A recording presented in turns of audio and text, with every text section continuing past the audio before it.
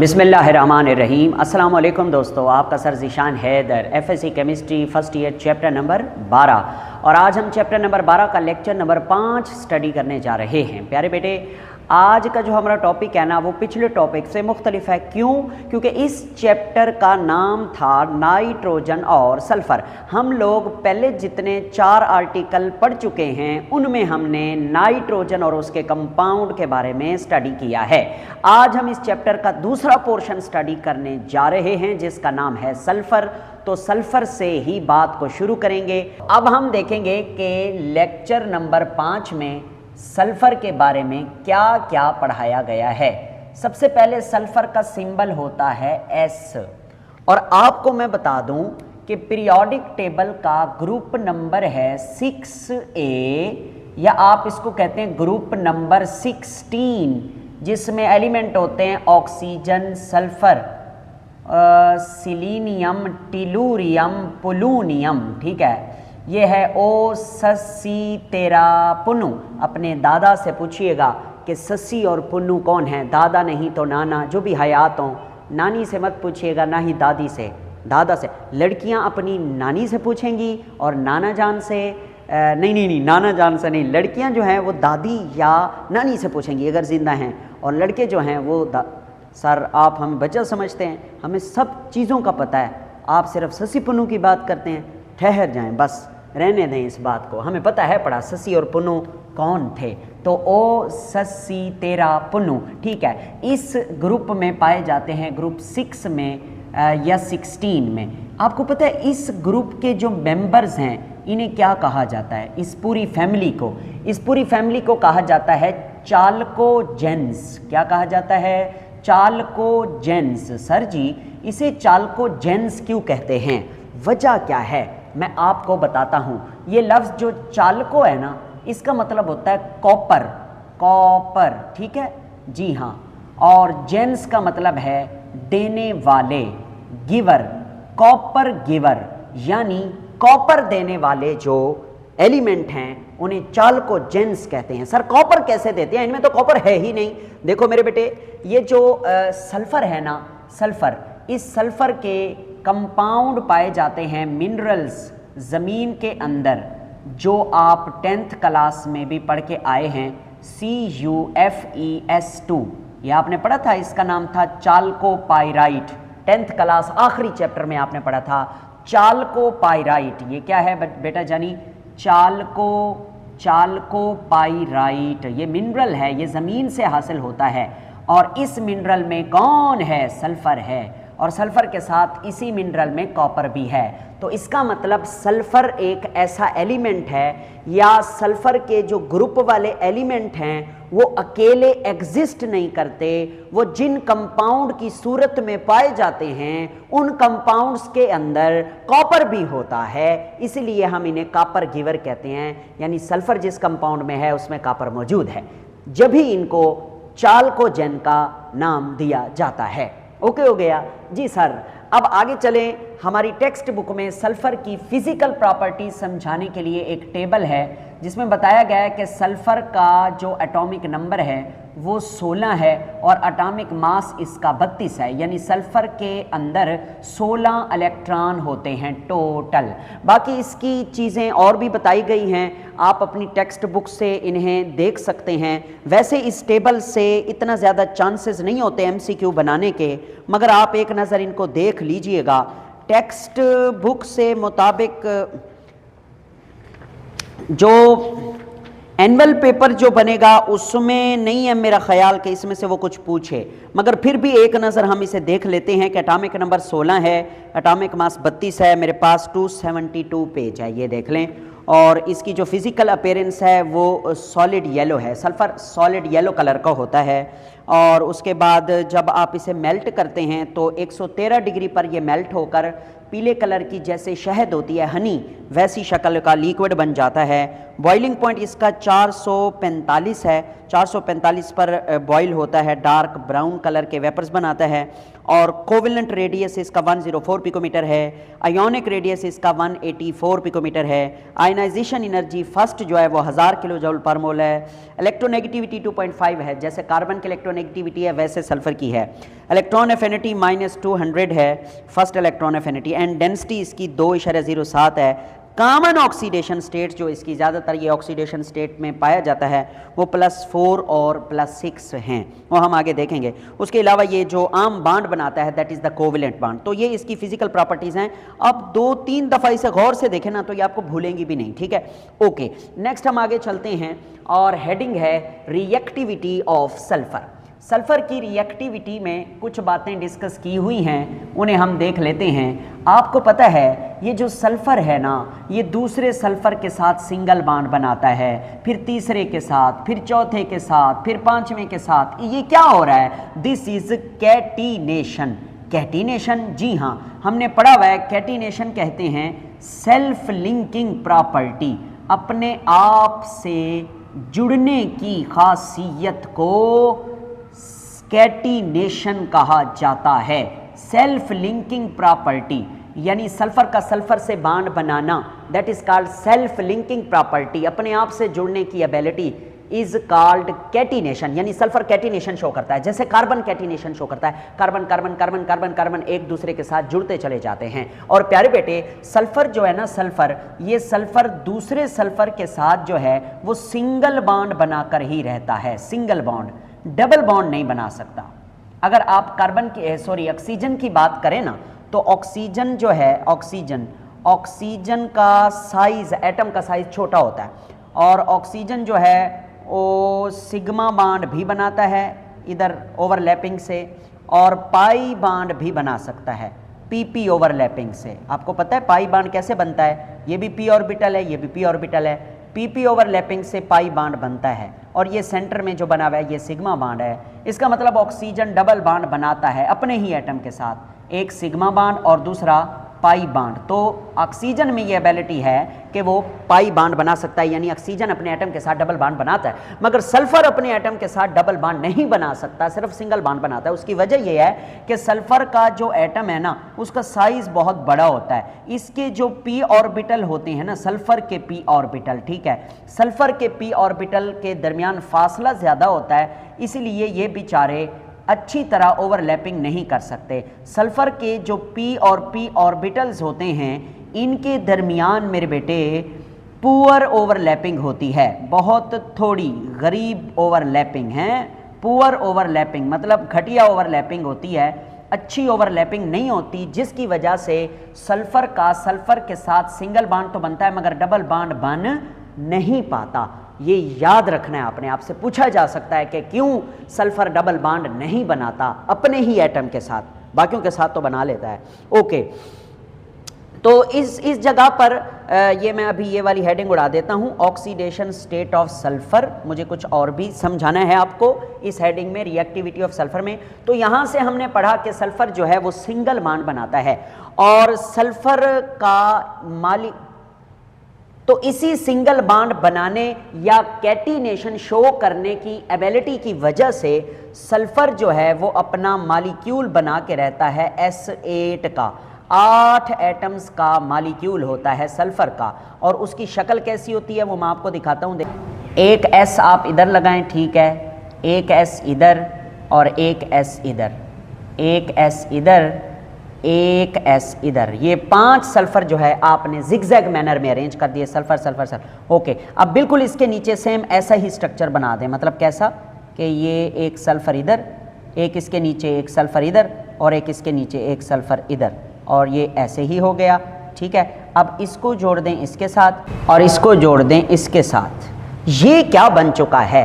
This is कराउन। कराउन बोलते हैं ताज को, ताज।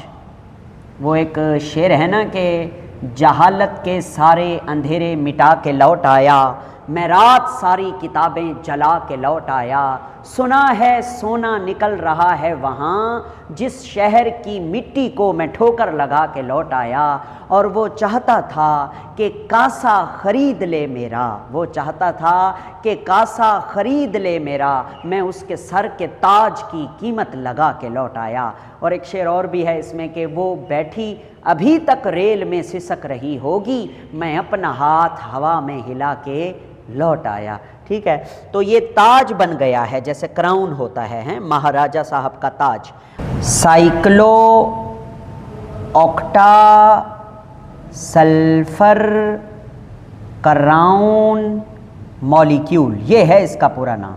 जी हाँ, तो सल्फर जो है इसी कैटिनेशन की वजह से sulphur sulphur sulphur sulphur single bond बनाने की वजह से अपने जिस मॉलिक्यूल की शक्ल में एग्जिस्ट करता है, that is called cyclo octa sulphur crown molecule. Is that clear? ये स्ट्रक्चर भी आपको पता होना चाहिए। बस इतनी बात डिस्कस हुई है इस हेडिंग में। उसके बाद नेक्स्ट अब हम आगे चलते हैं और इस जगह पर हेडिंग देते हैं oxidation, oxidation state of sulphur, sulphur की ऑक्सीडेशन स्टेट।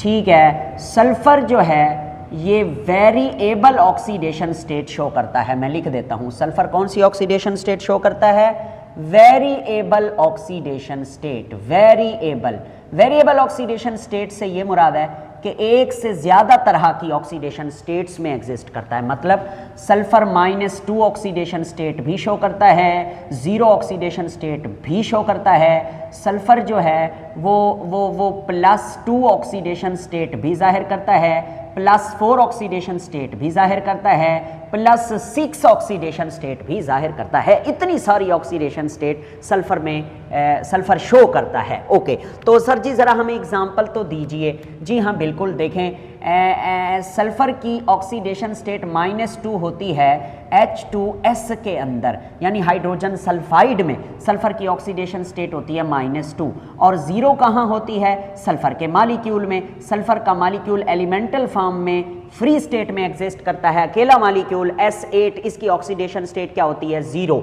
और +2 ऑक्सीडेशन स्टेट की बात करें तो SCl2 क्लोरीन के साथ जब ये मॉलिक्यूल बनेगा तो इसमें सल्फर की जो ऑक्सीडेशन स्टेट है दैट विल बी +2, क्योंकि क्लोरीन की इलेक्ट्रोनेगेटिविटी ज़्यादा है इसलिए उसके ऊपर माइनस की ऑक्सीडेशन स्टेट है। और +4 की बात करें तो SO2 सल्फर डाइऑक्साइड में सल्फर की ऑक्सीडेशन स्टेट +4 है। और अगर आप बात करते हैं +6 की तो सल्फर ट्राइऑक्साइड SO3 में सल्फर की ऑक्सीडेशन स्टेट +6 है। तो ये मैंने आपको एग्जाम्पल भी पेश कर दी हुई हैं।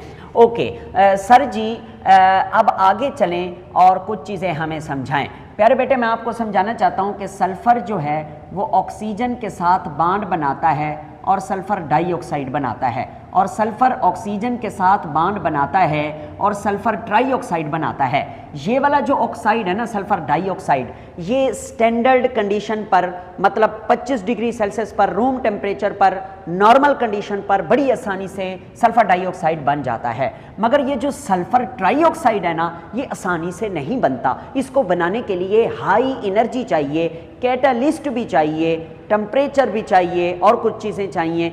इसीलिए SO3 जो है वो आसानी से नहीं बनता।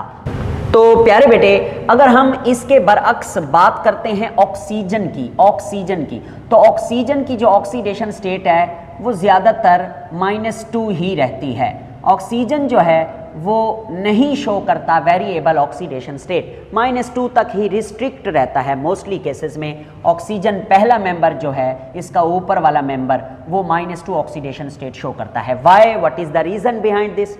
अब हम देखेंगे कि क्यों ऑक्सीजन -2 ऑक्सीडेशन स्टेट ही शो करता है और ये सल्फर में ऐसा क्या मसला है जो वो इतनी सारी ऑक्सीडेशन स्टेट शो करता है। तो पहले तो ना हम देखेंगे ऑक्सीजन को। ऑक्सीजन की अगर मैं इलेक्ट्रॉनिक कन्फिग्रेशन करूं ना, ऑक्सीजन के पास टोटल होते हैं 8 इलेक्ट्रॉन। ठीक है, पहले तो इसकी कन्फिग्रेशन होगी स्कूल पब्लिक। ठीक है, 1s 2s 2p। अब 2p को ज़रा आप खोल लें, यानी 2px लिख दें, फिर 2py लिख दें, फिर 2pz लिख दें। टोटल 8 इलेक्ट्रॉन है ऑक्सीजन के पास। पहले 1s में 2 आ गए, 2s में भी 2 आ गए और बाकी बच गए 4। 4 में से 2 इलेक्ट्रॉन 2px में होते हैं, एक 2py में होता है, एक 2pz में होता है। अब 2py और 2pz में एक एक इलेक्ट्रॉन है अनपेयर्ड, मतलब इधर अनपेयर्ड इलेक्ट्रॉन जो हैं वो 2 हैं। अनपेयर्ड इलेक्ट्रॉन कितने हैं? वो 2 हैं। आपने वीबीटी पढ़ी थी, वैलेंस बॉन्ड थ्योरी। उस थ्योरी में कहा जाता था कि जितने अनपेयर्ड इलेक्ट्रॉन होते हैं उतने ही कोई चीज़ बॉन्ड बना सकती है, या जितने अनपेयर्ड इलेक्ट्रॉन हैं उतनी ही उसकी ऑक्सीडेशन स्टेट होती है। तो ऑक्सीजन के आखिरी शेल के अंदर मौजूद ऑर्बिटल्स में अनपेयर्ड इलेक्ट्रॉन हैं 2, तो इसलिए ऑक्सीजन की ऑक्सीडेशन स्टेट भी 2 होती है। और वो -2 क्यों होती है? क्योंकि ऑक्सीजन की इलेक्ट्रोनेगेटिविटी तो बहुत ज़्यादा है, इसलिए ऑक्सीजन की जो ऑक्सीडेशन स्टेट है वो -2 में होती है। तो इस जगह पर हमें एक पॉइंट मिल रहा है कि ये जो नंबर ऑफ ऑक्सीडेशन स्टेट होगी ना, number of oxidation state, that will be equal to number of unpaired electron. किसी भी एटम के अंदर जितने अनपेयर्ड इलेक्ट्रॉन्स होंगे उतनी ही उसकी ऑक्सीडेशन स्टेट होगी। ये बात आपने याद रखनी है, ये हमारा फार्मूला बन गया। ओके ओके ओके, अब ज़रा स्पीड बढ़ाओ और आगे चलो प्यारे बेटे। अब हम बात करेंगे अपने सल्फ़र की। ओ, जगह तो रही नहीं, आए अब क्या होगा? कोई बात नहीं, हम इस जगह पे देख लेते हैं सल्फ़र को। ये मैंने जगह छोड़ी हुई है। सल्फ़र को कौन सा कलर लूँ? नीला। सल्फ़र है, ठीक है। सल्फ़र के पास टोटल होती हैं 16 इलेक्ट्रॉन। अब हम देख रहे हैं इसकी इलेक्ट्रॉनिक कन्फिग्रेशन सिंपल वे में। School school, public school, public school, division, public school, ठीक है। 1s 2s 2p 3s 3p 4s 4p, ना 4s के बाद आता है 3d और ये 4p। अब 16 इलेक्ट्रॉन टोटल हैं, तो ज़रा फील करें। 16 में से 2 इलेक्ट्रॉन इसमें आएंगे, 2 इसमें आएंगे, 4 6 इसमें आएंगे, 10 2 इसमें आएंगे, 12 और बाकी कितने बच गए? बाकी 4 बच गए, तो 4 आएंगे 3p में, ठीक है। 4s भी खाली है, 3d भी खाली है। ओके हो गया जी सर, ऐसे ही है। मगर यहाँ पे मैं आपको कुछ चीज़ें बताना चाहता हूँ कि ये जो 3s है हम उसे इस तरह जाहिर करवा लेते हैं। जो 3p होता है, 3p उसको जो है ना जनाब हम ऐसे तैयार करवा लेते हैं, मतलब 3p के अंदर 3 होते हैं ऑर्बिटल, 3px 3py 3pz। लिख भी देता हूँ 3px 3py 3pz। और ये जो d है 3d है, इसके पास होते हैं टोटल 5 ऑर्बिटल। सर जी 3p के बाद तो 4s है, आपने 3d क्यों लिखा? मेरी बात सुने, ये 3s 3p और 3d ये तीनों एक ही शेल के सब शेल हैं। 4s तो चौथे शेल का सब शेल है। बेशक इलेक्ट्रॉन फिलिंग में हम इसे पहले लिखते हैं, मगर मेरी बात सुने, शेल के अकॉर्डिंग देखें तो 3d पहले आता है, 4s बाद में आता है। अगर शेल के अकॉर्डिंग देखें, मैंने ये इलेक्ट्रॉनिक कन्फिग्रेशन में भी आपको समझाया था। देखें, ये है पहला शेल k शेल, और 2s और 2p वाला है दूसरा shell l shell. 3s 3p और 4s को काट दें, आगे 3d देखें तो 3s 3p 3d ये तीसरा शेल है। और तीसरा शेल क्या होता है? m shell. और तीसरा शेल इसका आखिरी शेल होगा। 4p और 4s आप नहीं लिखेंगे। ओके हो गया? Yes sir. अब आए सल्फर की इलेक्ट्रॉनिक कन्फिग्रेशन देखते हैं ग्राउंड स्टेट पे। सर जी ये तो आपने कर दी, बिल्कुल कर दी। इधर तक इलेक्ट्रॉनिक कन्फिग्रेशन है पहले और दूसरे शेल की। ये जो आगे इलेक्ट्रॉनिक कन्फिग्रेशन हो रही है, मतलब 3s 3p और 3d की, ये है आखिरी शेल, वैलेंस शेल। और आपको पता है आखिरी शेल ही होता है जो बॉन्ड में पार्टिसिपेट करता है। आखिरी शेल के अंदर मौजूद अनपेयर्ड इलेक्ट्रॉन ही हमें बताएंगे कि सल्फर की ऑक्सीडेशन स्टेट क्या है, किस हालत में। देखें भाई, अब सबसे पहले सल्फर है ग्राउंड स्टेट पे है, नॉर्मल हालत में है, ठीक है। 1s में 2 इलेक्ट्रॉन, 2s में 2 इलेक्ट्रॉन, 2p में 6 इलेक्ट्रॉन। 3s में कितने इलेक्ट्रॉन है? 2। ये है 3s, 3s में हो गए 2 इलेक्ट्रॉन। 3p में देखें, 3p में है 4 इलेक्ट्रॉन, तो 4 में से 2 आ जाएंगे इधर पेयर फॉर्म में, एक इधर अनपेयर्ड, एक इधर अनपेयर्ड, और 3d जो है वो खाली रहेगा। अब आप इसको देखें गौर से, तो आखिरी शेल के अंदर मौजूद ऑर्बिटल में अनपेयर्ड इलेक्ट्रॉन कितने हैं? 2। ये भी अनपेयर्ड है, ये भी अनपेयर्ड है, तो 2 अनपेयर्ड इलेक्ट्रॉन हैं, 2 अनपेयर्ड इलेक्ट्रॉन हैं। तो हमने ऊपर अभी अभी क्या पढ़ा कि number of oxidation state is equal to number of unpaired electron. तो 2 अनपेयर्ड इलेक्ट्रॉन है, तो इसका मतलब सल्फर की ऑक्सीडेशन स्टेट ग्राउंड स्टेट पे क्या होगी, 2 होगी, और वो +2 ही होगी ज्यादातर। ठीक है, +2 भी हो सकती है, -2 भी हो सकती है, वो तो डिपेंड करता है कि सल्फर किसके साथ जुड़ा हुआ है, सल्फर का बॉन्ड किसके साथ बना हुआ है। तो ओके हो गया, इसकी ऑक्सीडेशन स्टेट क्या है, +2। ठीक हो गया। हाँ, नेक्स्ट आगे चलते हैं। अगर अब हम आगे चलते हैं, आगे देखें तो इसी इलेक्ट्रॉनिक कन्फिग्रेशन को यहाँ पे प्लेस कर दें। ठीक है, ऐसे ही। अच्छा, अब सल्फर को अगर कहीं से एनर्जी मिल जाती है, फर्ज करो एनर्जी मिलेगी, तो सल्फर किस स्टेट पे चला जाएगा, एक्साइटेड स्टेट पे चला जाएगा। और मैंने लिखा फर्स्ट एक्साइटेड स्टेट, पहली एक्साइटेड स्टेट, यानी कुछ एनर्जी लेकर सल्फर एक्साइटेड स्टेट पे चला गया। तो जैसे ही सल्फर को एनर्जी मिलती है तो सल्फर के इस 3p के अंदर मौजूद ये जो 2 पेयर्ड इलेक्ट्रॉन हैं, इनमें से एक जंप करके इस वाले 3d में आ जाएगा, इधर आ जाएगा एक इलेक्ट्रॉन, ये लो। अब देखो सल्फर के आखिरी शेल में कितने अनपेयर्ड इलेक्ट्रॉन हो गए, 4, 1 2 3 4। तो अब अनपेयर्ड इलेक्ट्रॉन है 4 अनपेयर्ड इलेक्ट्रॉन्स हैं। तो अब ऑक्सीडेशन स्टेट क्या बनेगी, 4, और मैं लिखता हूं +4। ओके हो गया, यस। अब अगर सल्फर को मजीद एनर्जी मिल जाती है, मजीद वो एक्साइटेड स्टेट पे चला जाता है, तो हम उसे कहते हैं सेकंड एक्साइटेड स्टेट। और सेकंड एक्साइटेड स्टेट में इलेक्ट्रॉन के साथ क्या होगा, आप खुद ही देख लें। पहले तो ऐसे लिखें, देखें 2 इलेक्ट्रॉन इसमें, एक इसमें, एक इसमें, एक इसमें। जब मजीद एनर्जी मिलती है तो इस 3s में मौजूद 2 में से एक इलेक्ट्रॉन जंप करके 3d के अगले ऑर्बिटल में चला जाता है। यहां से इलेक्ट्रॉन निकल गया, इधर आ गया। अब जरा गौर फरमाएं, आखिरी शेल के ऑर्बिटल्स के अंदर कितने अनपेयर्ड इलेक्ट्रॉन हैं, 6, 1 2 3 4 5 6। अब सल्फर के अंदर 6 अनपेयर्ड इलेक्ट्रॉन हैं। इसका मतलब ये हुआ कि अब जो है सल्फर वो 6 बॉन्ड बनाने के काबिल है। तो इसलिए सल्फर की ऑक्सीडेशन स्टेट क्या होती है, +6। तो आपने बजाते खुद देख लिया कि सल्फर कौन कौन सी ऑक्सीडेशन स्टेट में कैसे कैसे एग्जिस्ट करता है। तो प्यारे बेटे ये यहाँ पर ख़त्म होता है। अब हम आगे चलते हैं, स्टेबिलिटी ऑफ ऑक्सीडेशन स्टेट की बात करते हैं कि सल्फर जो है वो मुख्तलिफ कंपाउंड्स में मुख्तलिफ ऑक्सीडेशन स्टेट्स रखता है। कौन सी ऑक्सीडेशन स्टेट ज़्यादा स्टेबल है, और ऐसे कौन कौन से फैक्टर हैं जो ऑक्सीडेशन स्टेट को स्टेबल करने में अपना रोल प्ले करते हैं। तो याद रखें, कुछ फैक्टर्स हैं जिनकी बदौलत ऑक्सीडेशन स्टेट की स्टेबिलिटी मुमकिन होती है, जिनमें 4 पॉइंट आते हैं। पहले पॉइंट पे हम देखेंगे इफेक्ट ऑफ पीएच, यानी पीएच की वजह से भी ऑक्सीडेशन स्टेट की स्टेबिलिटी में फ़र्क आ जाता है। दूसरा पॉइंट हम देखेंगे थर्मोडायनेमिक एंड काइनेटिक्स को। थर्मोडायनेमिक और काइनेटिक्स भी ऑक्सीडेशन स्टेट को स्टेबल करने में अपना रोल प्ले करते हैं। तीसरे नंबर पे हम देखेंगे नेचर ऑफ कंपाउंड, यानी कंपाउंड की नेचर क्या है। और चौथे नंबर पे हम देखेंगे रोल ऑफ कैटलिस्ट, कैटलिस्ट का जो है वो क्या रोल है। ठीक हो गया। तो प्यारे बेटे सबसे पहले है इफेक्ट ऑफ पीएच। पीएच के बदलने से ऑक्सीडेशन स्टेट में चेंज आ सकता है। मतलब मैं यूं कहना चाहता हूं, देखो under acidic condition, acidic condition में यानी जब pH 7 से कम होगी, मतलब pH will be less than 7, तो आपको पता है रिड्यूस्ड फॉर्म जो है वो ज़्यादा स्टेबल होती है सल्फ़र की। रिड्यूस्ड फॉर्म ऑफ सल्फ़र जो है that will be more stable, more stable. Reduced form of sulphur से क्या मुराद है मैं बताता हूँ।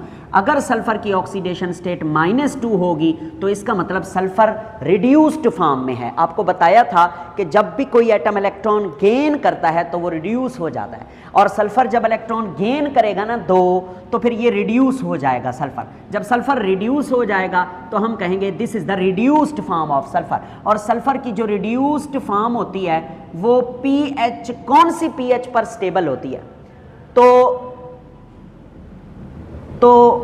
तो अंडर एसिडिक कंडीशन मतलब लेस देन 7 pH में जो सल्फ़र है वो इस हाल में, इस ऑक्सीडेशन स्टेट में ज़्यादा स्टेबल फील करता है, ज़्यादा स्टेबल होता है। रिड्यूस्ड फॉर्म में, नेगेटिव की फॉर्म में ज़्यादा स्टेबल होता है। और हम इसकी एग्जांपल भी पढ़ चुके हैं, H2S हाइड्रोजन सल्फाइड के अंदर जो है वो सल्फ़र की ऑक्सीडेशन स्टेट -2 है। ओके, फिर अगर हम आगे चलें तो under basic conditions or neutral conditions. देखो बेसिक और न्यूट्रल से मुराद है कि जो pH है वो 7 से लेकर 14 तक होगी, मतलब बेसिक कंडीशन या न्यूट्रल, ठीक है।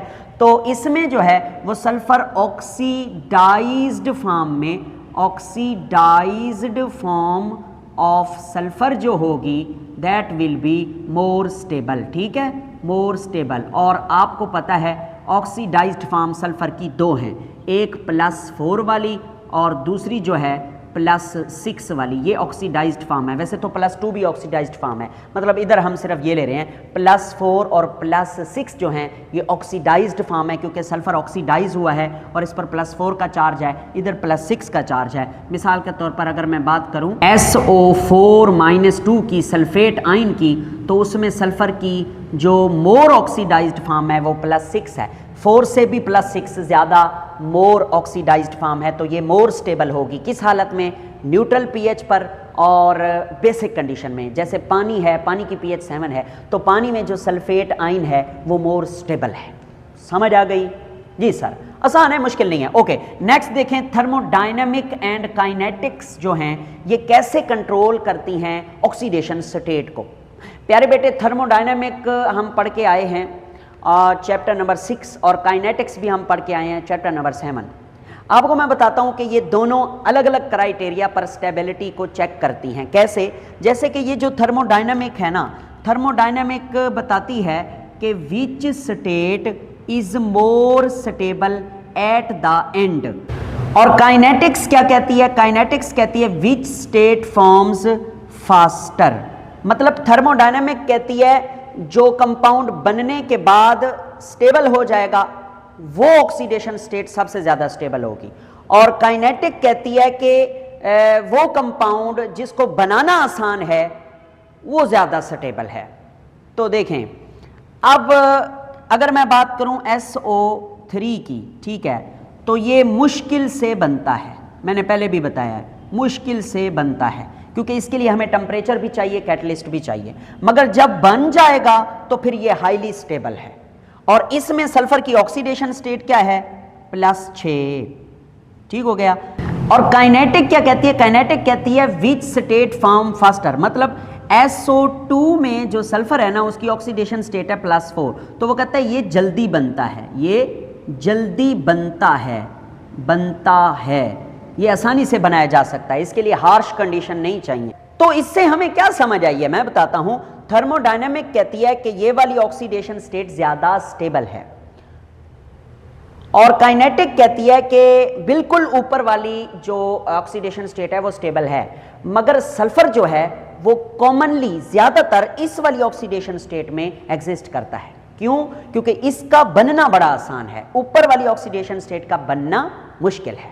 बस यही बताना चाहता हूं। उसके बाद है नेचर ऑफ कंपाउंड। इस हेडिंग में वो कहना चाहता है कि सल्फर की जो ऑक्सीडेशन स्टेट है उसकी जो स्टेबिलिटी है वो ओवरऑल एनवायरनमेंट पे भी डिपेंड करेगी, और सल्फर जिस दूसरे एलिमेंट के साथ जुड़कर बॉन्ड बना रहा होगा उसकी नेचर पर भी सल्फर की ऑक्सीडेशन स्टेट की स्टेबिलिटी डिपेंड करेगी। मिसाल के तौर पर जैसे हमारे पास SO4 है, यानी SO4-2 सल्फेट आयन है, इसमें आपको पता है सल्फर की ऑक्सीडेशन स्टेट क्या है? +6 है। तो अब वो कहता है कि ये जो सल्फेट है ना ये एसिडिक एनवायरनमेंट में इसी +6 ऑक्सीडेशन स्टेट के साथ स्टेबल है ये सल्फेट आयन। क्यों? क्योंकि इसमें जो सल्फर और ऑक्सीजन है उसका बॉन्ड बड़ा मजबूत है, सल्फर और ऑक्सीजन का बॉन्ड बड़ा स्ट्रॉन्ग है, इसीलिए SO4-2 +6 ऑक्सीडेशन स्टेट में ज्यादा स्टेबल है। समझ गए? जी सर, समझ गए। ओके, तो अब आगे चलते हैं। Role of catalyst. कैटलिस्ट का बड़ा किरदार है ऑक्सीडेशन स्टेट को स्टेबल करने में। कैटलिस्ट का बड़ा रोल है। कैसे रोल है मैं बताता हूं आपको। देखिए, हमारे पास है सल्फर। सल्फर का जब ऑक्सीजन के साथ रिएक्शन होता है ना तो ये बना देता है सल्फर डाइऑक्साइड नॉर्मल कंडीशन पे। इसके लिए कोई कैटलिस्ट की ज़रूरत नहीं है, कोई हार्श टेम्परेचर की ज़रूरत नहीं है। मगर जब ये SO2 बनता है ना, इस SO2 को इसमें तब्दील करने के लिए SO2 को आप तब्दील करते हैं किसके अंदर? SO3 में। तो इसके लिए आपको बहुत ज़्यादा हाई कंडीशंस, तो इसके लिए आपको कैटलिस्ट चाहिए which is vanadium penta oxide V2O5 vanadium penta oxide. तो इसको बैलेंस करते हैं तो आप इसको हाफ से मल्टीप्लाई कर दें अगर, तो ये बैलेंस हो जाएगी इक्वेशन।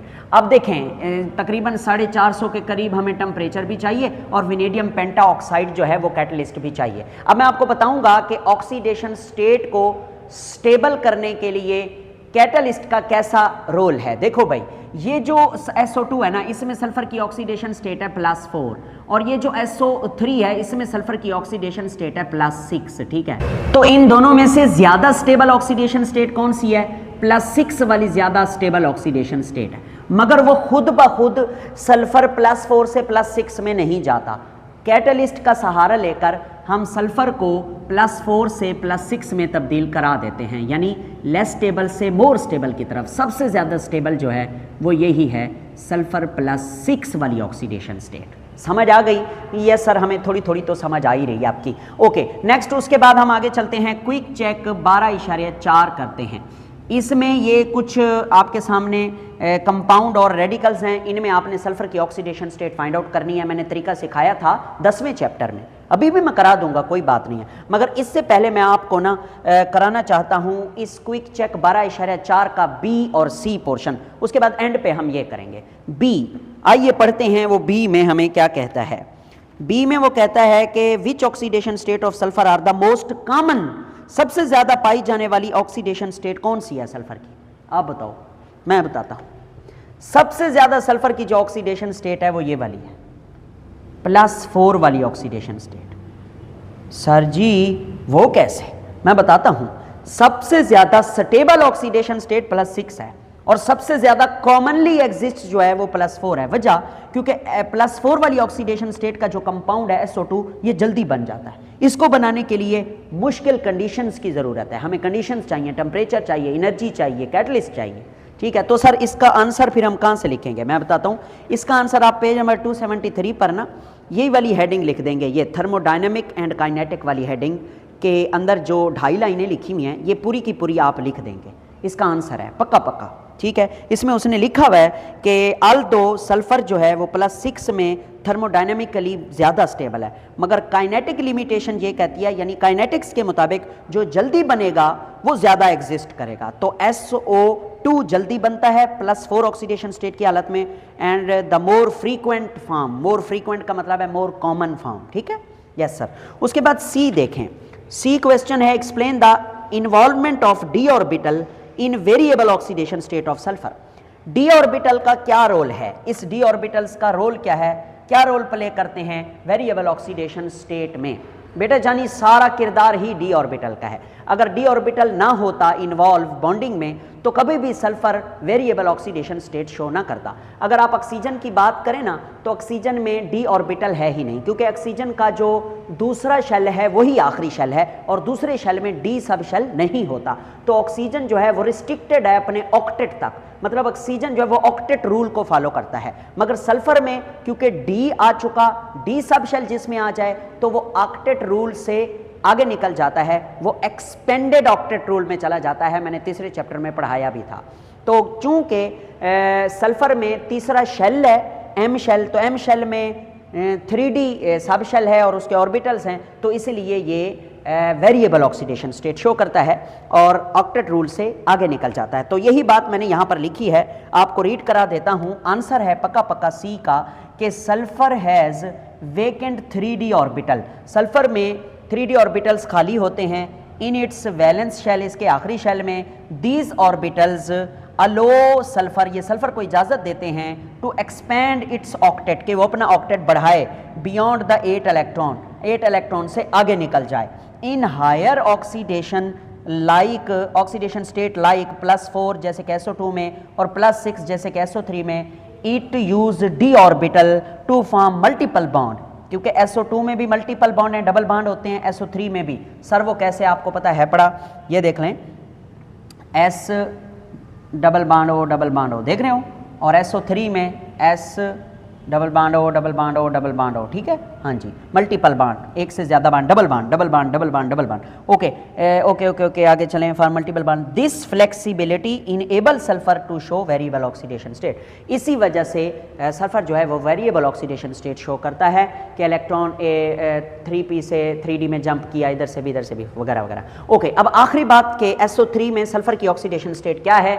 तरीकाकार आपको सिखाया था कि जिसकी ऑक्सीडेशन स्टेट फाइंड आउट करनी हो उसको S को लिख दो, फिर आगे लगाओ प्लस। कितने ऑक्सीजन है? 3। एक ऑक्सीजन की ऑक्सीडेशन स्टेट होती है -2, ऊपर कोई चार्ज है? नहीं, बिल्कुल नहीं है, इज इक्वल टू 0। सॉल्व कीजिए, सल्फर की वैल्यू निकालिए, प्लस प्लस माइनस माइनस 3 दूनी 6 इज इक्वल टू 0। 6 को इधर ले आए तो प्लस का हो जाएगा, S इज इक्वल टू +6। तो SO3 में सल्फर की ऑक्सीडेशन स्टेट क्या है? +6। उसके बाद H2SO4 में दोबारा इसको निकालते हैं, 2 हाइड्रोजन हैं, 2 लिख दें। एक हाइड्रोजन की ऑक्सीडेशन स्टेट +1 है, आगे सल्फर है, इसी को मालूम करना है तो सल्फर लिख दें, प्लस आगे 4 ऑक्सीजन हैं, एक ऑक्सीजन की ऑक्सीडेशन स्टेट -2 होती है, ओवरऑल ऊपर कोई चार्ज नहीं है तो इज इक्वल टू 0 लगा दें, ठीक है। अब इसे सॉल्व करें, +2 आगे plus sulphur plus minus minus 4 दूनी 8 इज इक्वल टू 0।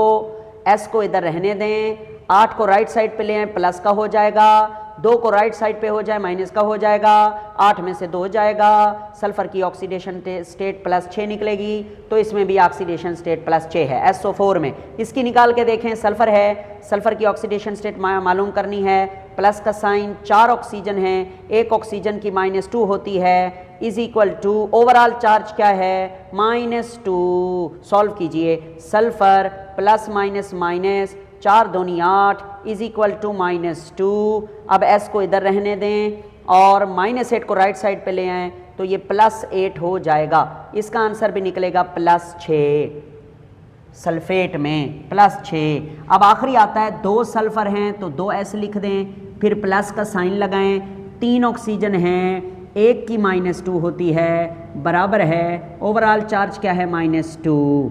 अब इसे सॉल्व करें, 2 सल्फर हैं, प्लस माइनस माइनस है, 3 दूनी 6 है, इज इक्वल टू -2 है, माइनस का 6 उधर ले जाएं, प्लस का हो जाएगा, -2 + 6 और सल्फर को अब उधर ले जाना, S इज इक्वल टू 6 में से 2 गया, प्लस का 4 और S को उधर ले जाना, डिवाइड करना 2 पे, सॉरी 2 को उधर ले जाना, डिवाइड करना 2 पे।